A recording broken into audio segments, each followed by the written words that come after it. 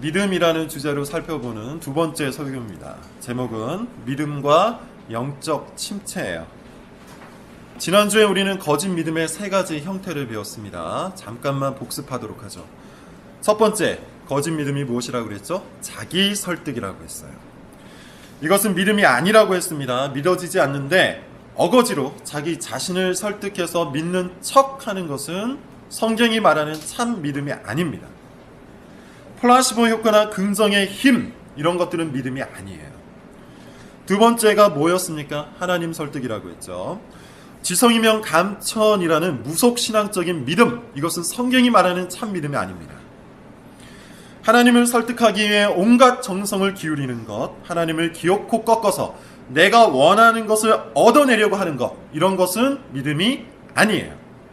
세 번째, 뭐라고 했습니까? 원인과 결과를 신뢰하는 것, 그것도 믿음이 아닙니다. 인간율의 법칙을 따라 사는 것도 믿음이 아니에요. 죄의 본성 속에서 태어나는 사람들은 자신이 원인이 되어서 결과를 얻어내야 만족을 합니다. 직성이 풀려요. 그러나 내가 원인을 제공해서 결과를 만든, 내 안에 원인이 있는 그런 믿음은 믿음이 아니에요. 그렇다면 참된 믿음이 뭡니까? 참된 믿음에는 여러 가지 특징이 있었는데 특별히 지난주에 살펴본 가장 커다란 특징은 하나님께 완전히 항복하는 것, 그것이 참된 믿음이라고 했어요. 믿음은 자기를 설득하거나 하나님을 설득하는 것이 아니라 하나님께 설득당하는 것이에요. 성경이 말하는 믿음은 내가 텅 빈 존재라는 것을 인정하는 겁니다. 잘났다고 고개를 뻣뻣이 드는 것이 아니라 고개를 조아리고 하나님 앞에 항복을 선언하는 거예요. 나에게 선한 것이 있다고, 나에게 원인이 있다고, 나에게 실력이 있다고 당당하고 떳떳하게 구는 것이 아니라, 그렇게 살아가는 것이 아니라 그리스도의 은혜가 없으면 망할 수밖에 없다는 탕자의 마음을 갖고 사는 것, 그게 참 믿음이라고 했습니다. 하나님을 설득하기 위해서 온갖 정성을 다하는 것이 아니라 하나님께 설득당하기 위해서 내 고집을 꺾고 내 자존심을 꺾고 내 생활 방식을 바꾸는 것, 그것이 믿음이에요. 텅 빈 손, 텅 빈 마음, 텅 빈 인생, 이것을 진정으로 고백하고 주의 은혜가 그 안에 채워지기를 소망하는 거예요. 내 실력을 포기해야 합니다. 내 기분을 배제해야 합니다. 내 계획을 던져놓아야 합니다. 이 모든 것들을 포기한 채 하나님의 설득에 넘어가야 합니다. 그것이 믿음이에요. 오늘은 지난 시간에 이어서 믿음의 특징 한 가지를 더 살펴보겠어요. 영적 침체라는 겁니다. 무슨 소리일까요? 왜 영적 침체가 믿음의 특징일까요? 믿음에는 수많은 특징이 있는데 그 중에서 하필 왜 영적 침체를 말하려고 하는 걸까요? 좀 더 근본적인 질문을 하면 믿음과 영적 침체는 같이 사용할 수 있는 단어일까요? 같이 사용할 수 있습니다. 성경은 많은 구절을 통해서 믿는 사람들의, 참된 신자들의 영적 침체를 다루고 있기 때문이에요. 참된 믿음도 침체할 수 있습니다. 믿음에 관해 잘못된 이해를 가진 사람 중에는 믿음을 오로지 진보해야 한다는 견해를 주장하는 사람들이 있어요. 침체되는 믿음은 모조리 잘못된 믿음, 침체되는 믿음은 모조리 거짓된 믿음이라고 주장하는 사람들이 있다는 겁니다. 그러나 오늘 본문을 보십시오. 오늘 본문은 참된 신자도 침체될 수 있다는 강력한 증거예요. 3절 끝부분을 한번 보시겠어요? 뭐라고 되어 있습니까? 내 눈물이 주야로 내 음식이 되었도다. 4절 끝부분을 한번 보세요. 이제 이 일을 기억하고 내 마음이 상하는도다. 이 시를 지은 시인은 믿음의 사람이었지만 어떤 특정 상황 속에서 절망을 경험하고 있어요. 매일 눈물을 흘립니다. 마음속에 상처가 났어요. 그리고 낭망하고 있어요. 그의 시를 대충만 읽어봐도 이 시인의 삶에는 지금 기쁨과 즐거움과 소망이 넘쳐 흐르기보다는 우울함과 슬픔이 지배한다는 것을 알 수 있습니다. 5절을 같이 한번 읽어볼까요? 5절입니다. 자, 시작. 내 영혼아, 내가 어찌하여 낙심하며 어찌하여 내 속에서 불안해하는가? 너는 하나님께 소망을 두라. 그가 나타나 도우심으로 말미암아 내가 여전히 찬송하리로다. 어떻습니까? 이 시인은 지금 낙심해 있죠. 침체되어 있어요. 불안해하고 있어요. 강인한 믿음을 가지고 담대한 자세로 인생을 살기보다, 그런 믿음 생활을 하기보다는 연약한 마음을 고백하고 있다는 거예요. 앞으로 전진하는 믿음 생활보다는 계속해서 침체되는 생활을 하고 있다는 것이에요. 그럼에도 불구하고 이 시인은 참된 신자가 맞습니다. 만약 불신자였다면 이 시가 시편에 기록되지 않았을 거예요. 그러므로 참된 신자도, 진정한 믿음을 가지고 있는 사람도 영적 침체를 겪을 수 있습니다. 이것을 이해하는 것이 중요해요. 왜 그렇습니까? 첫째, 자기 자신의 영적 침체를 제대로 진단하기 위해서입니다. 영적 침체가 참된 신자에게 찾아올 수 있다는 것을 모르는 사람은 자기의 믿음과 구원을 의심하면서 더욱 깊은 방황에서 헤매일 수 있어요. 그러나 참된 신자에게도 영적인 침체가 찾아올 수 있다는 것을 알면 성경과 성령을 의지해서 그 침체를 벗어날 수 있는 방법을 찾을 수 있을 겁니다. 두 번째, 영적 침체에 빠진 성도들을 돌볼 수 있어요. 영적 침체가 참된 신자에게도 찾아올 수 있다는 것을 모르는 사람들은 침체에 빠진 성도들을 정죄합니다. 손가락질을 해요. 저 사람은 겨우 저 정도밖에 되지 않나? 저 정도밖에 되지 않는 상황 속에서 허우적거리고 있네? 정말 믿음이 있는 사람일까? 믿음이 혹시 없는 건 아닌가? 이러면서 정죄하고 비난한다는 거예요. 그러나 참된 신자도 영적 침체에 빠질 수 있다는 것을 아는 사람은 어떻게 할까요? 정죄하기보다는 그 사람을 위해서 기도하겠죠. 비난하기보다는 그 사람을 돕기 위해서 무엇인가를 하겠죠. 손가락질을 하기보다는 손을 내밀 겁니다. 수렁에 빠져 허우적거리는 성도를 건져 올리기 위해 노력할 거예요. 영적인 침체는 누구에게나 찾아올 수 있습니다. 그것을 알고 영적 침체 속에 있는 지체들이 있다면 함께 견디어주고 함께 기도해주고 함께 일으켜줘야 하는 것이 교회의 책임이에요. 자, 오늘은 이와 같은 영적 침체와 믿음의 관계를 주로 살펴볼 텐데 주제 설교이기 때문에 우리가 읽은 본문을 세밀하게 주의하지는 않겠습니다. 좀 더 넓은 범위 안에서 영적 침체를 다룰 것인데 영적 침체의 원인과 이 영적 침체를 벗어나기 위한 방법 한 가지만 살펴볼게요. 나머지는 다음 주에 또 살펴보겠습니다. 먼저 참된 신자가 영적으로 침체되는 이유가 뭘까요? 어째서 복음을 붙들고 있는, 기쁜 소식을 붙들고 있는 참된 신자가 영적인 침체를 겪게 되는 걸까요? 여러 가지 이유가 있습니다. 여기서는 세 가지만 살펴볼게요. 첫 번째, 기질 때문입니다. 무슨 말일까요?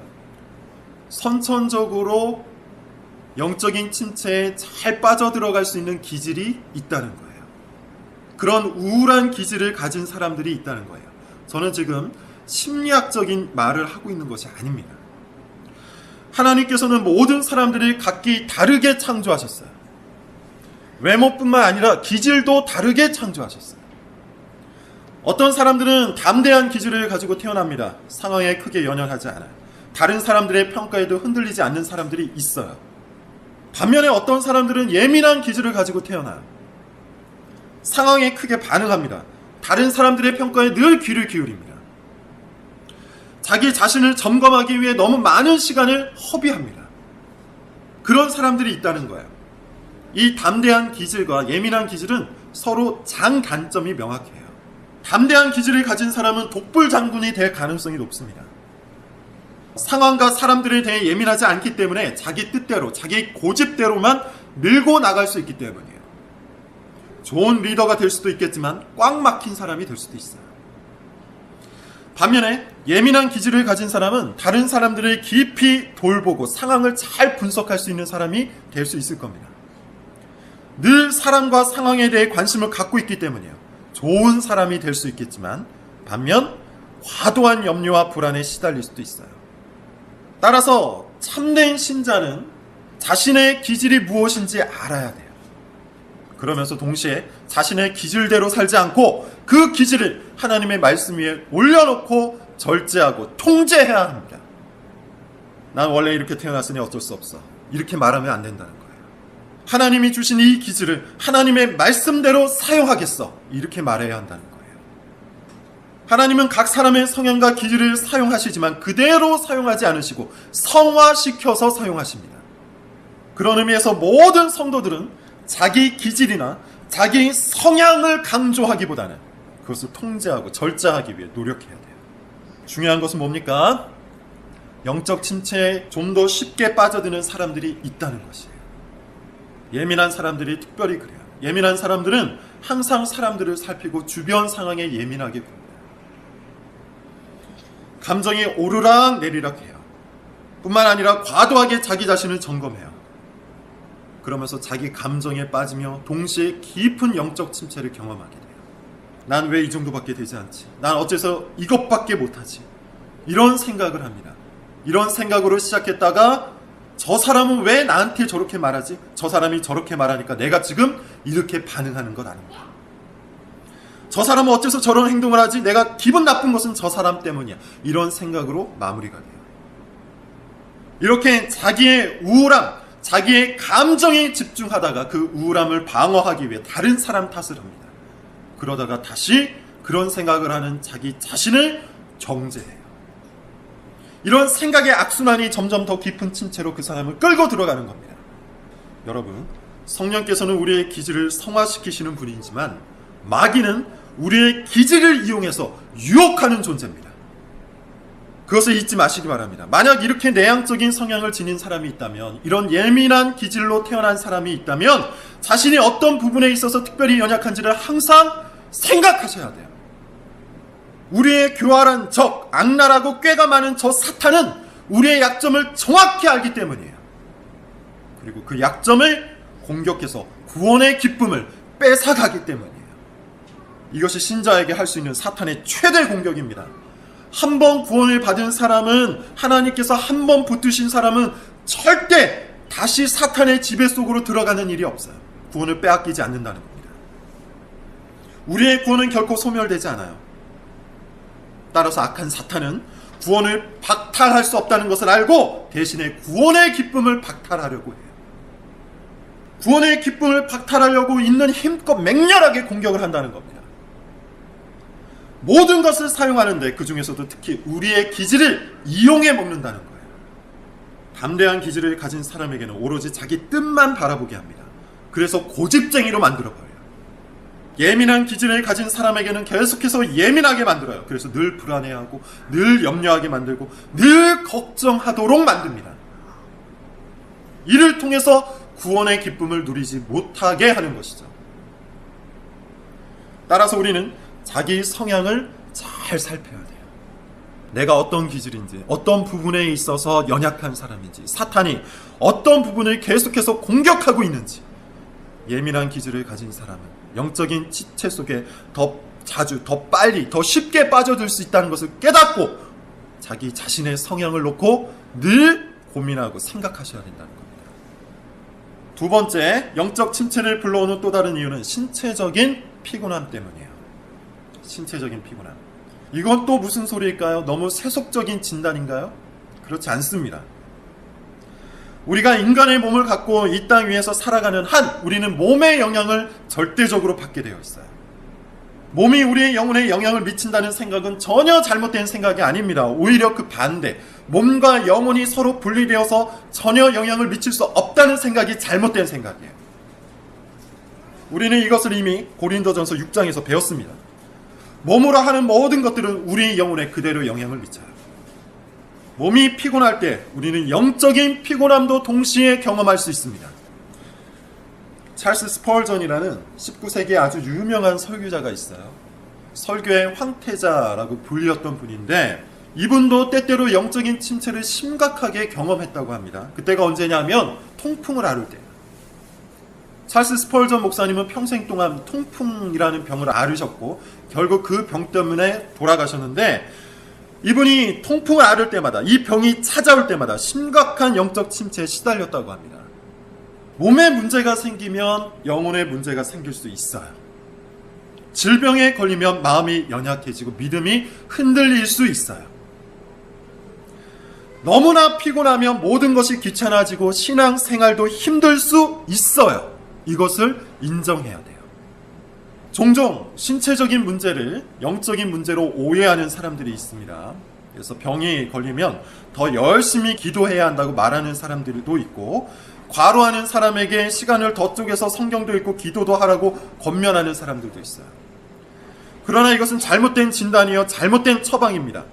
신체적인 질병을 앓고 있는 사람이 있다면 그 사람의 마음을 위로하고 열심히 치료받을 수 있도록 도와줘야 돼요. 믿음으로 병을 이겨내라는 말을 하지 말아야 한다는 겁니다. 또한 과중한 업무로 피로를 호소하는 사람이 있다면 먼저 그 사람에게 시간을 정리할 것을 권면해야 돼요. 자기 자신의 신체적 건강을 회복할 것을 먼저 요청해야 한다는 겁니다. 과중한 업무가 정리가 되지 않으면 육체의 피로가 계속될 것이고, 육체의 피로가 계속되면 영적인 침체에서도 벗어나지 못합니다. 신체적인 고통, 육체적인 피로가 영적인 침체를 가져오는 아주 중요한 요소이기 때문이에요. 특별히 이것은 현대를 살아가는 우리 그리스도인들이 꼭 알아두어야 하는 성경적 상식이에요. 성경적 상식이에요. 그리스도인은 슈퍼맨이 아닙니다. 회사의 과중한 업무를 모두 처리하면서도 훌륭한 아빠, 훌륭한 남편, 훌륭한 신자가 될 수는 없습니다. 우리에게 주어진 능력과 시간은 항상 제한적이라는 사실을 잊지 마세요.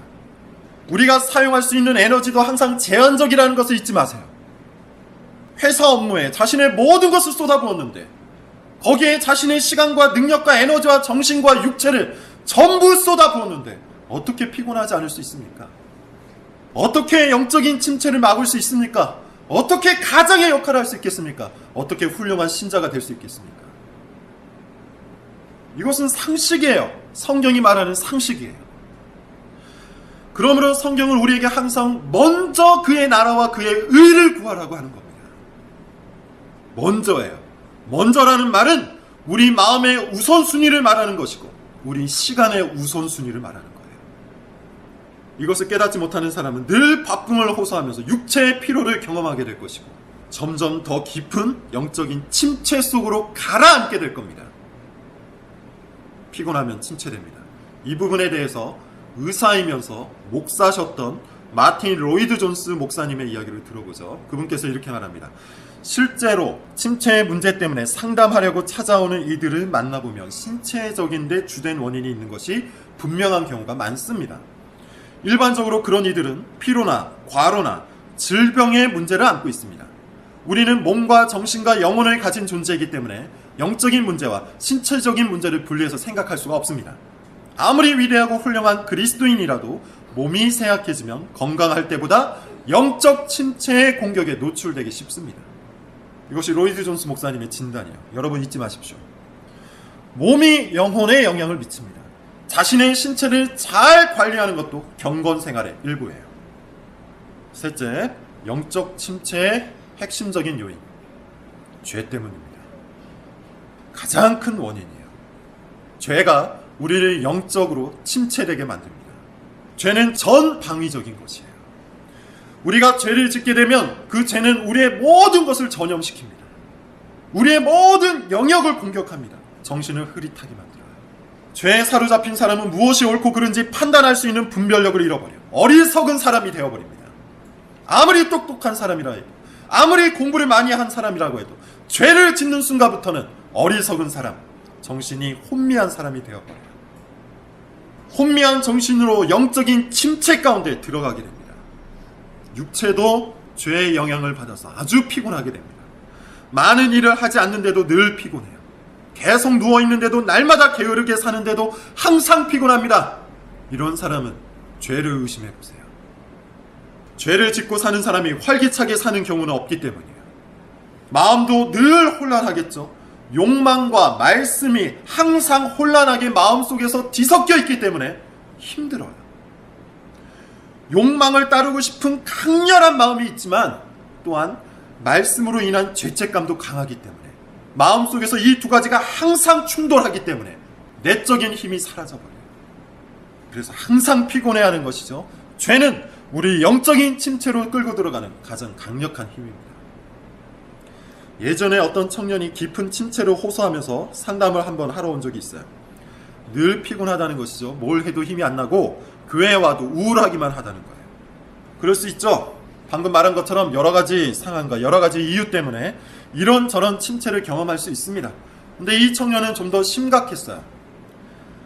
계속해서 이것저것을 물어보니까 심한 죄책감이 있더라고요. 아버지와 사이가 안 좋았는데 한 번은 싸우면서 아버지를 때렸다는 겁니다.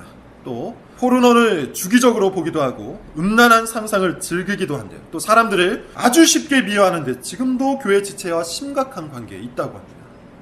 자기 삶이 너무 엉망진창이라는 것이죠. 여러분, 이런 사람이 영적 침체를 겪지 않으면 누가 영적 침체를 겪을까요? 죄는 우리의 삶을 갉아먹습니다. 처음 죄를 지을 때는 그것이 너무나도 달콤하고 맛있지만 시간이 지나면 거기에 중독되어 버려요.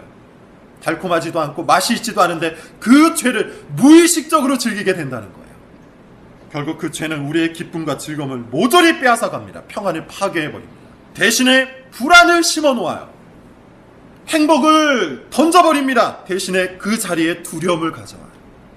사랑을 빼앗아갑니다. 대신에 그 자리에 적개심과 질투라는 감정을 가져다 놓습니다. 불안과 공포와 적개심과 질투를 가지고 복된 삶을 살 수 있겠습니까? 그런 사람이 있을 수 있겠습니까?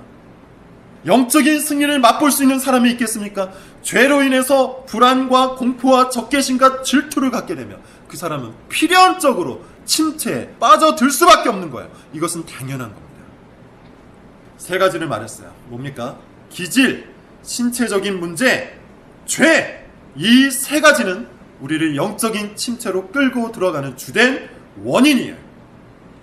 영적 침체에 관한 이야기를 지금까지 잘 들으신 분은 알겠지만 영적 침체는 주로 감정과 관련되어 있어요. 감정은 한 사람의 인생을 지배하는 역할을 감당합니다. 하나님께서 그렇게 창조해 놓으셨어요. 사람은 감정의 지배를 받도록 만들어졌다는 겁니다. 이것은 하나님의 형상이기도 해요. 하나님께서는 우주 만물을 창조하시고 뭐라고 말씀하시죠? 보기에 좋았더라. 감정입니다. 사람을 창조하신 후에는 심히 보기에 좋았더라. 보기에 심히 좋았더라. 감정이에요. 하나님은 감정을 지니신 분입니다. 우리도 그런 하나님의 형상을 따라 감정을 지닌 존재로 만들어졌고, 감정은 우리의 존재를 지배하는 아주 중요한 역할을 감당해요. 감정을 느끼는 것은 잘못된 것이 아니라는 겁니다. 문제는 우리가 그 감정을 제대로 다루지 못한다는 것에 있어요. 특별히 신앙과 관련해서 그래요. 신앙의 출발은 지성이라고 말씀드렸죠. 신앙은 반드시 지성으로부터 출발해요. 지식 없이 그리스도를 믿고 지식 없이 하나님을 믿을 수는 없습니다. 따라서 우리는 충실하게 성경과 교리를 공부해야만 해요. 그러나 성경과 교리를 공부하는 그 최종적인 유익은 항상 우리의 감정과 연결되어 있어야 돼요. 예수 그리스도에 관한 교리를 배웠는데 우리 감정 속에 그리스도에 대한 사랑이 없다면 그 성경과 교리가 무슨 쓸모가 있겠습니까? 하나님에 관한 교리를 배웠는데 우리 감정 속에 하나님에 대한 경외가 없고 하나님에 대한 감사가 없다면 그 교리와 성경이 무슨 쓸모가 있겠습니까? 우리가 참된 신자이고 우리가 배우는 교리가 참된 진리라면 그것은 반드시 우리 감정에 어떠한 유익을 주게 되어 있어요. 감정이 없는 그리스도인은 올바른 그리스도인이 아닙니다. 다만 우리가 알아야 할 것은 감정은 신앙에도 영향을 받지만 다른 많은 것들에도 영향을 받는다는 거예요. 그렇지 않습니까? 날씨가 조금만 좋아도 기분이 좋아지잖아요. 뭔가 성취감을 느끼면 거기에서도 기분이 굉장히 좋아지죠. 반면에 상대의 말 하나에도 금방 감정이 상하지 않습니까? 맛없는 음식 하나에도 기분이 안 좋아져요. 이처럼 우리의 감정은 변덕스러워요. 수많은 것들의 영향을 받아요. 영적 침체의 대부분은 이처럼 감정을 제대로 통제하지 않았기 때문에 찾아오는 겁니다. 따라서 영적 침체를 벗어나기 위해서 우리가 가장 중요하게 살펴야 될 영역은 감정이에요. 다시 말하면 우리는 감정의 통제를 받지 말고 오히려 감정을 통제해야 한다는 거예요. 현대 심리학에서는 감정을 통제하는 것을 억압이라고 표현해요. 네 감정을 통제하지 말아라. 네 기분을 통제하지 말아라. 기분을 그대로 드러내야만 우울증을 방지할 수 있다. 이런 현대의 심리학의 영향을 받은 사람들은 이렇게 말합니다. 난 원래 그런 사람이야. 난 원래 이런 부분에서 이렇게 느껴. 어쩌라고. 난 내 감정과 마음을 숨기면 병나는 사람이야. 이렇게 말하는 사람들이 있어요. 솔직하다는 핑계로. 어떤 사람들이 이렇게 말하기도 합니다. 우울해지기 싫은데 자꾸 우울해집니다. 기분 나쁘기 싫은데 자꾸 기분 나빠집니다. 화를 내고 싶지 않은데 그냥 화가 납니다. 이런 식으로 감정을 도저히 통제할 수 없는 것처럼 말하는 사람들이 있어요. 그러나 이것은 성경적인 사고방식이 아니라 심리학적인 사고방식이에요. 감정에 굴복하는 것은 영적 침체로 들어가는 지름길이에요. 감정이 우리의 삶 전부를 지시하고 다스리고 통제하도록 허용해버리는 것은 대단히 위험한 일이에요. 끊임없이 자기 감정에 집중하는 것도 위험한 일이에요. 물론 여러분, 그런 감정이 들 수 있다고 했어요. 그것을 부정하는 것이 아닙니다. 오늘 본문 11절을 같이 한번 읽어봅시다. 11절입니다. 자, 같이 읽어볼게요. 시작. 내 영혼아, 내가 어찌하여 낙심하며 어찌하여 내 속에서 불안해하는가? 너는 하나님께 소망을 두라. 나는 그가 나타나 도우심으로 말미암아 내 하나님을 여전히 찬송하라. 5절과 같은 말이 반복되고 있어요. 여기를 보면 낙심한 감정, 불안한 마음이 있죠. 그런 감정이 참된 신자에게도 찾아올 수 있습니다. 그래서 영적인 침체도 있을 수 있다고 했어요. 이것을 외면할 필요는 없습니다. 그러나 그 감정의 지배당해서는 안 된다는 거예요. 11절을 자세히 보세요. 이 시인은 그런 감정이 찾아왔을 때 어떻게 합니까? 그 감정에 지배당합니까? 그 감정을 따라 삽니까? 그 감정에 집중합니까? 아닙니다. 오히려 그 감정에게 명령해요. 그 감정을 통제해요. 그 감정을 장악하려고 해요. 내 영혼아, 내 감정아, 네가 어찌하여 낭망하는가? 네가 어찌하여 불안해하는가? 네가 어찌하여 두려워하는가? 너는 하나님을 바라보라. 내 감정아, 너는 도우시는 하나님을 바라보라. 여러분, 우리는 감정의 지배를 받는 존재가 아니에요. 우리는 본성의 지배를 받는 존재가 아니에요.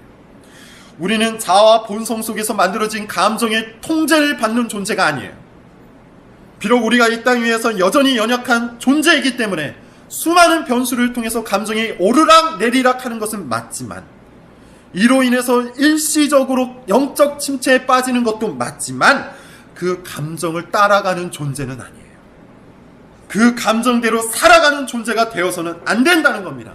오히려 우리 안에 그런 감정들이 나타날 때 그 감정에게 명령해야 돼요. 불안한 감정, 염려하는 감정, 미워하는 감정, 질투하는 감정, 분노하는 감정, 이런 온갖 부정적인 감정들이 내 안에서 나타날 때 그 감정대로 생각하고 그 감정대로 표현하고 그 감정대로 행동하면 반드시 영적 침체에 빠집니다. 어떻게 해야 한다고요? 그 감정에게 명령해야 돼요. 내 감정아, 너는 어찌하여 불안해하는가? 내 감정아, 너는 어찌하여 염려에 계속해서 빠져드는가? 내 감정아, 너는 어찌하여 계속해서 미워하고 계속해서 분노하는가? 너는 하나님을 바라보아라.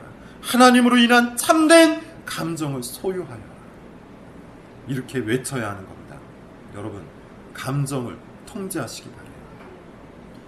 감정을 향해 명령하시고 감정을 하나님의 말씀에 의해서 만들어갈 때 영적인 침체가 사라지기 시작할 겁니다. 자기 감정에 대한 통제, 거기에서부터 영적 침체를 벗어나는 일이 시작됩니다. 다음 시간에 좀 더 자세히 영적 침체를 벗어나는 방법을 살펴보겠습니다. 기도하겠습니다.